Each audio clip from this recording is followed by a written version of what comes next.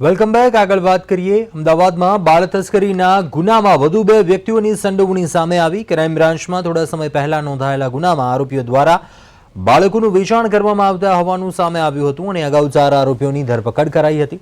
જ્યારે તપાસ દરમિયાન ગોવિંદ અને પ્રભુ નામના શખ્સો પણ બાળ તસ્કરી રેકેટમાં સંડોવાયેલા હોવાનું સામે આવ્યું।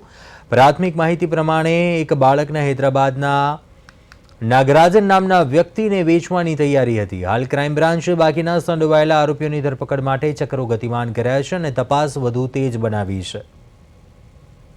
બાળ તસ્કરીનો જે ગુનો ક્રાઇમ બ્રાન્ચ અમદાવાદમાં દાખલ કર્યો છે એમાં હાલ સુધી આપણે કુલ 4 આરોપીઓની ધરપકડ કરેલી છે।